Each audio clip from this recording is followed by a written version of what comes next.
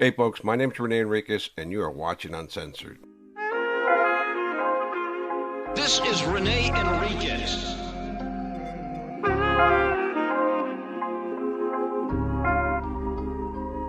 Nickname Bootser.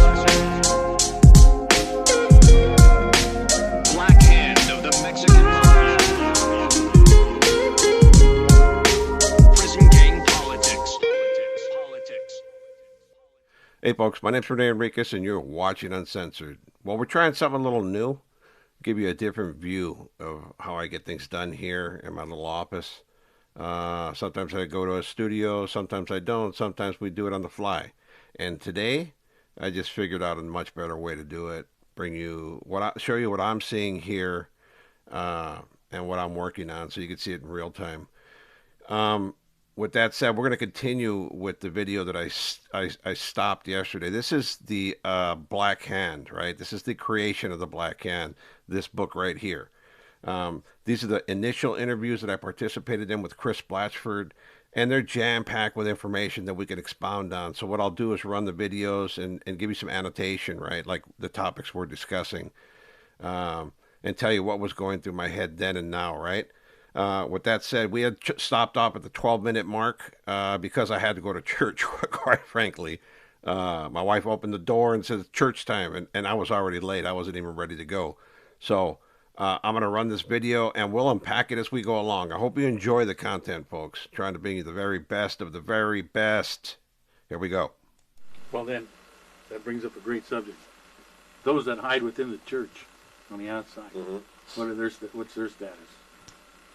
Kill at first opportunity. As a matter of fact, I was involved in a conspiracy with the Victory Outreach.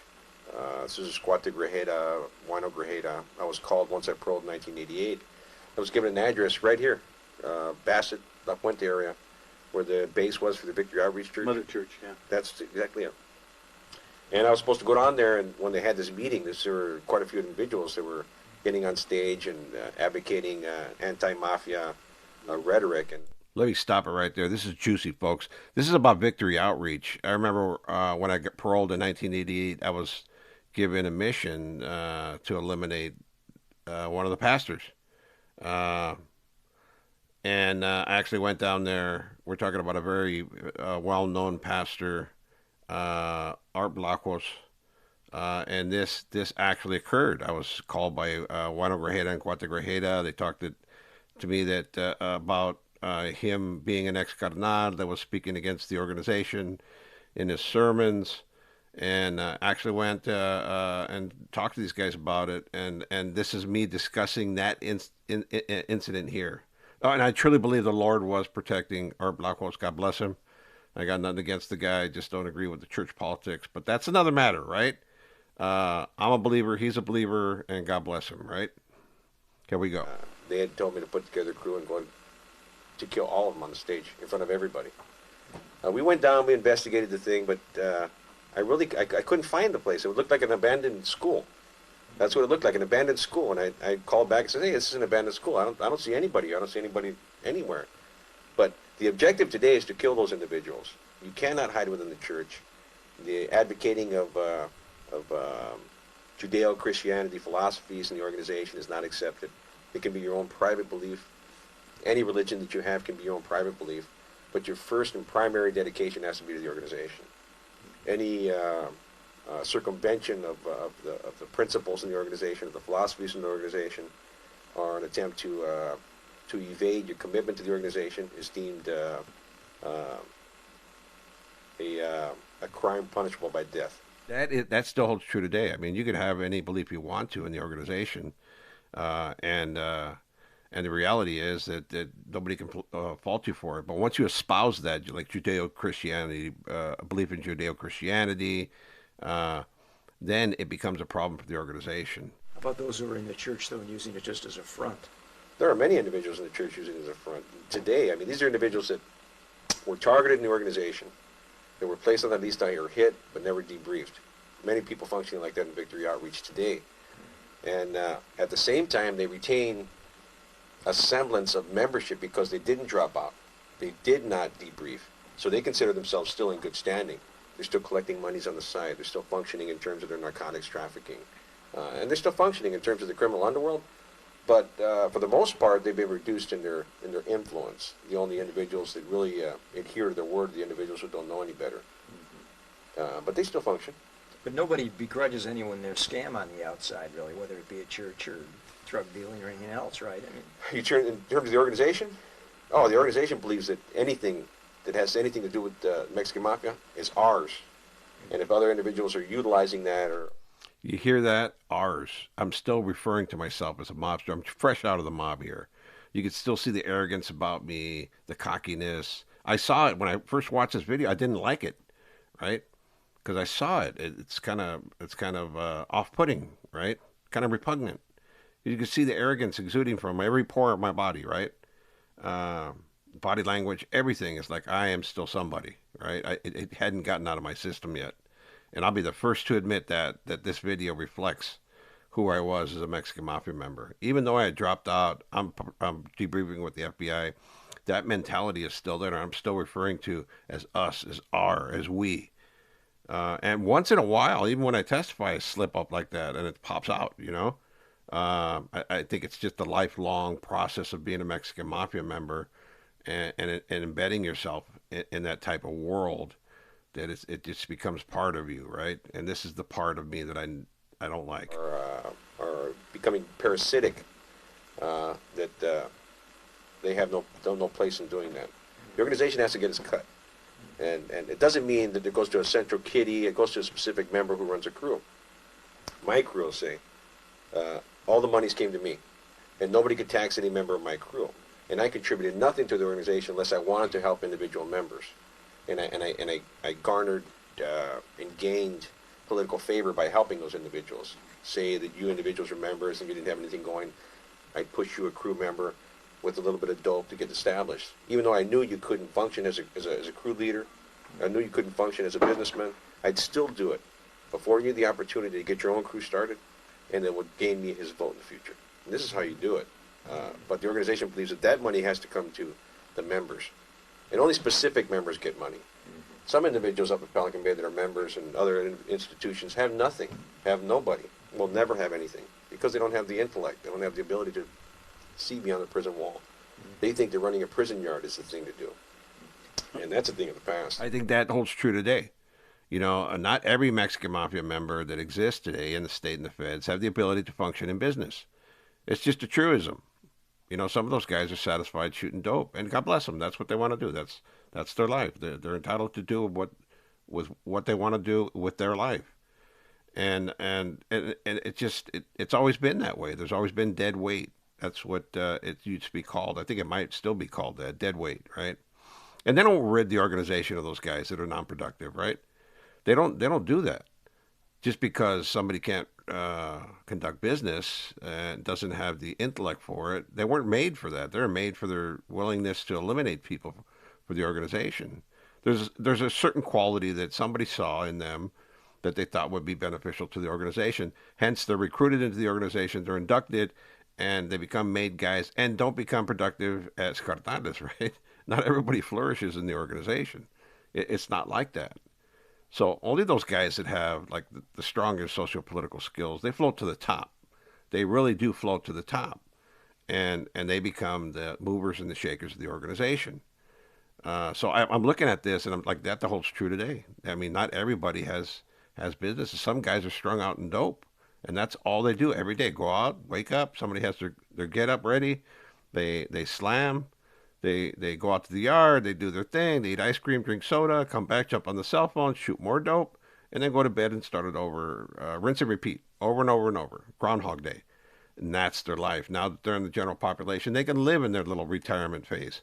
And there are carnales that are certainly like that in the organization today. They're in their retirement phase, and I guess that is the golden parachute for those members. Carnales just give them dope, make sure they have commissary, and that's all they do. But there are others who are, again, business guys. But if you're in prison too, I mean, you only get your, $65 a month or whatever. No, I had bonds, I had... But I mean, in terms of like the cash you would have, that what you can use in the prison?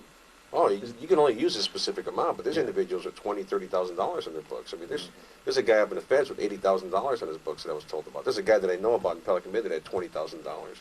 I had treasury bonds.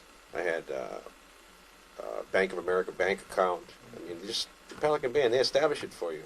And there's a phrase in American Me, and I think it's applicable. And it's applicable in making you understand how ridiculous these policies are that allow us to do these things. They said that the state's so lame that they pay for the game. And it's reality. They pay for the game. They launder your money. Crews mail money to my trust account. I'm allowed to put that in a bank account, in CDs, in bonds, and I'm allowed to release checks, state warrants to anybody I want. So all I do is I fill out a little application. I want to release $2,500 to my wife or so-and-so. And they put out the check and boom. I want to deposit $2,500 in my bank account this month. And they put it out there. And it's wonderful. This has been brought to light since my defection. I brought this to light. There's doing some things to curtail this, but it's still going on. I've received checks from the U.S. Treasury Department from members in the feds that send me money. It's ridiculous. It is ridiculous. It's ridiculous. I mean, and this is the Mexican. Everybody knows we're the Mexican Mafia, the legitimate Mexican Mafia. We're organized crime figures, and we're laundering money right under everybody's noses, and nobody can do anything about it.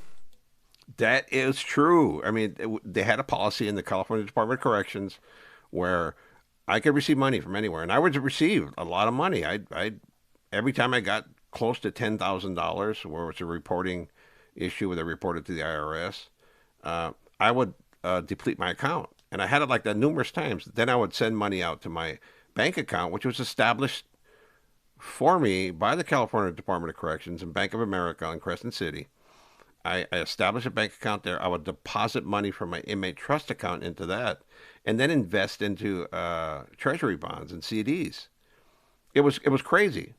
It was crazy that the CDC had a policy that allowed me to do this, and I would even receive money from other people in state warrants and federal checks that they released off their books to me. It was like this crazy system that existed, like this little gray area in the inmate trust accounting system that allowed me to function this way. But I was always weary. I wouldn't put too much on my account. Anytime I got close to 10 grand, which was like every other month, I would deplete it. Maybe every 3 months I would deplete it, and I'd keep like $2,500 on the bank account, and then I would keep $1,000 on my trust account, because you could only spend at that time $35 a month in the inmate commissary. But there were guys amassing tens of thousands of dollars, and they did actually go through a seizure. Papa Roman had $30,000 seized, which was actually returned to him. The CDC went after a lot of people. I think there was about 10 in total that had, I think it was close to $200,000 seized off their inmate accounts. And CDC went after that money. Some of them never got it back. Some of them did, the ones that fought. But let's continue the video now. It's ridiculous. So you can have vast sums of money. I mean, we generate a lot of money. I go through a lot of money every year.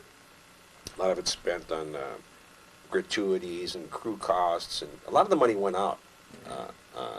It's hard to retain money when you're running the big crew. I mean, you have expenses. You have to support your family. I mean, you could do some savings. But for the most part, it's just an existence. It's a blue-collar existence. And for some guys that don't have any responsibilities, they save a lot of money. Yeah. They save a lot of money. But that's in a bank outside the prison. Oh, inside the prison as well. There's guys that have a lot of money in their accounts. In their accounts. There's guys that I know specifically, multiple members that have, they're invested in the stock market. But aren't you only allowed to spend so much of that? $35 a month. Yeah. $35 a month. But it accumulates. Say you have 5 or 6 crew members sending you $500 a month, $200 a month. That seems like a small amount. But think of that cumulatively. I mean, these guys are accumulating vast sums of money. Vast sums of money. Because they have no expenses. Yeah, Don't everything's have- paid for. Everything's paid for. And they only spend $35 a month at the store. So it's a wonderful little scam. Wonderful little scam. So that's the truth. It seems like a minuscule amount. I mean, to large-scale ballers, like guys pushing Bentleys and, Ferraris and all that, that's nothing, right? But that was then. That was in 2002, and we're now in 2026. That was 24 years ago. 2002, 2026. Yeah, 24 years ago. think of the organization now, and they're exponentially more, making a huge amount of money. I mean, exponentially more, right? So this was the nascency of it all. This is the birth of all this taxation, and members were making real money. So you have to look at it. This is the start of the program, right? Maybe a few years into it, the meetings have been held at the parks.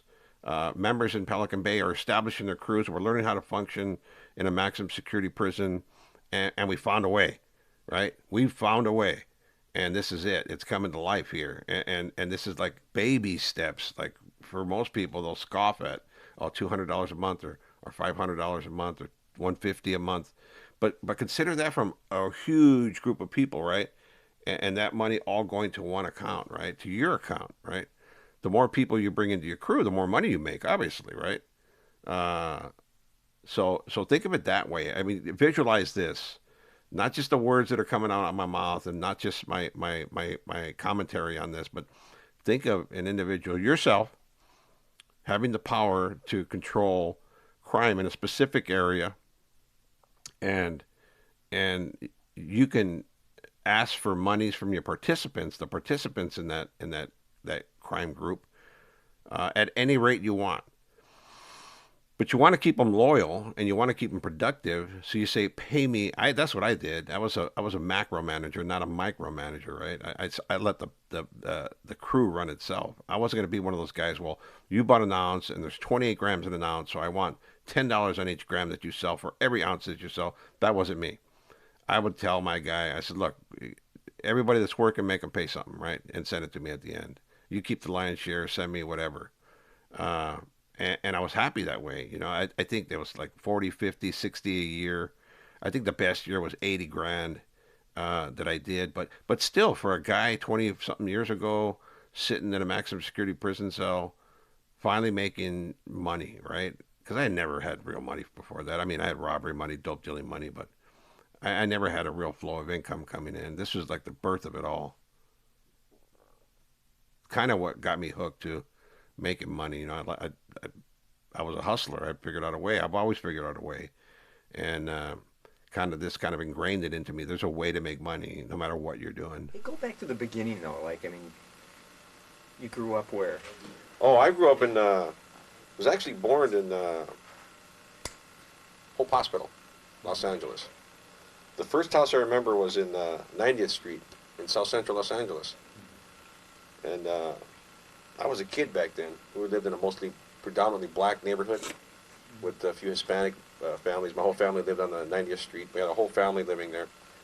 And that was the first house I remember. We then moved to Gardena, California.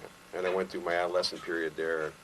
And I came from a family with who were working individuals. My mother's from Mexico, my father's from Clarkdale, but he was raised in Jalisco, Guadalajara. My mother's from Jerez, Zacatecas, right next to La Chichilla and La Nochebuena. It's a little town of haciendados. My mother's family had a hacienda to show some money as well. So I came from a family that had these values of working and prospering in the United States, the American dream. As a matter of fact, my father owned companies, resin craft decorated industries, liquor store, commercial real estate, houses, property. He was well off. So I came from a good family. I grew up in my teens from about 11 on to the point of my incarceration in Cerritos, California. Upper middle class area, brand new home. Before that we lived in Sunset Hills, Thousand Oaks, really nice area. So I came from a privileged family, I guess, in terms of everybody's mentality of what a gang member should be. I didn't come from that mold. I think that holds true, right? From the outward appearance, it was the idyllic family that I was raised in, right? But inwardly, I mean, I've since revealed the adverse childhood experiences that I lived through, and I think that's what drove me towards gang membership, drug use, and ultimately Mexican Mafia membership. But my dad was a hustler. You know, that's where I think it was instilled in me to make money. It's like, My father, he was always a hustler, you know, and my mom worked, and I did come from upper middle class area, a nice bedroom community. But we were the we were the poor middle class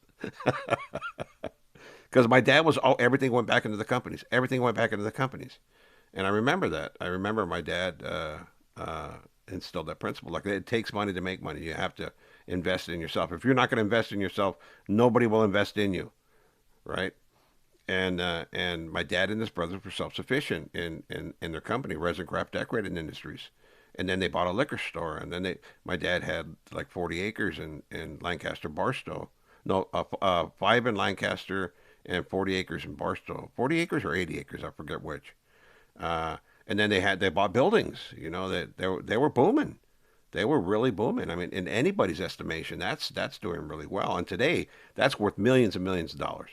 Uh, Unfortunately, they lost everything in the '80s during the recession, and they became organ stiffs again. Let's continue running the video. I'm hoping you're liking these little tidbits that I'm throwing in here because this is what's kicking off my head when I'm watching this. I'm thinking about, oh yeah, this, that, and the other, right? But this all this content, you know, went into the book. This book right here, The Black Hand. This is where it started. So keep that in mind that this is not just a debrief. It's not an interview. It's not a law enforcement. There is a law enforcement agent there, Sergeant Valdemar from the Los Angeles Metropolitan Task Force on Violent Crime, but it's Chris Blatchford.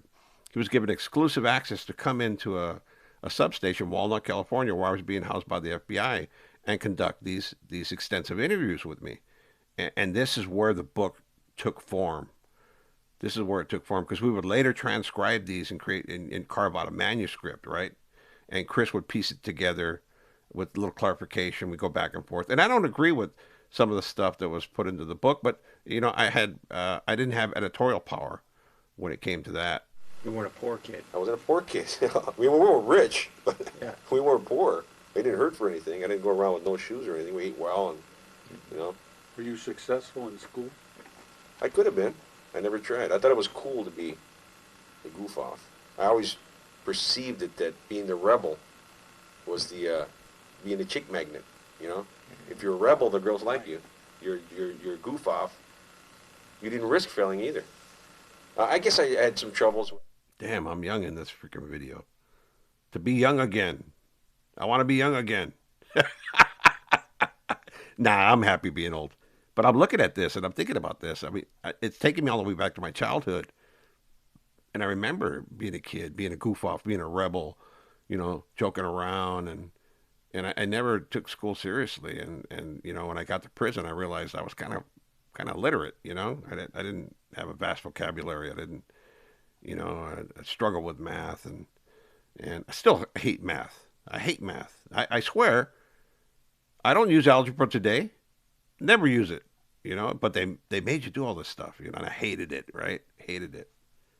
Here we go. With arithmetic and other topics. But once I applied myself, I learned quite well. Well, see, the reason I asked that question is that many of these social anthropologists and That individual speaking now is Richard Valdemar. That's the sergeant from the task force. psychologists and sociologists say that almost all gang members are born with some kind of learning disability, and they come from underprivileged homes and broken families. And I guess that if we reflect back to that and you look at my academic record from school, I didn't participate because I thought it wasn't cool. I could have did anything that I wanted to. I never had a problem doing it. Of course, I guess at some point that I didn't apply myself, so I didn't know it. So I was ignorant of the facts of some of the things normal kids should know. But learning has never been a problem for me. I've involved myself in college. That concludes the video, folks. That concludes the video. This segment of the video that we converted from VHS tape. This is really old stuff here. Really old stuff. But I hope you enjoyed it. I hope you enjoyed seeing this old footage that we used to create The Black Hand, the book, the Bloody Rise and Redemption of René Enriquez, The Black Hand, right here. This one right here. This is actually a hard copy in pristine condition, mint condition. Very few of these are available. I don't even make them available. I have a few copies of this, and I have one copy of La Mafia Chicana, which is the Spanish version of this book. I have a ton of trade paperbacks, which is the bigger paperback. But these are really rare with the dust jacket intact, no bent pages, nothing, no yellow pages. They're in pristine condition. So if you have one of these, hold on to it because they're not in publication anymore. And I dare say this is going to go down as a classic, right? A mob classic. This is the second installment of this video series on the creation of the Black Hand. As I promised you, I'm going to sit right here and read the Black Hand for you with annotation, with commentary and anecdotes and the whole 9 yards. So I'll stand by for that. As soon as we get through this video series, I'm going to start doing that. But I wanted to talk to the viewers as well about notifications. People have been saying that they're not getting notifications, and hey, that's YouTube. And I don't even, it's no concern to me. Each of you know that I drop at 6 o'clock every morning, every day. Rain, snow, or shine, we're dropping a video. So you don't need a notification. Just come watch the video. And really the analytics reflect that very few subscribers watch at that time, and really it's YouTube recommendations. So each of you that want a notification, just know I'm notifying you now. 6 o'clock every day. Be there or be square. With that said, peace out, folks. Stay safe. This is René Enriquez.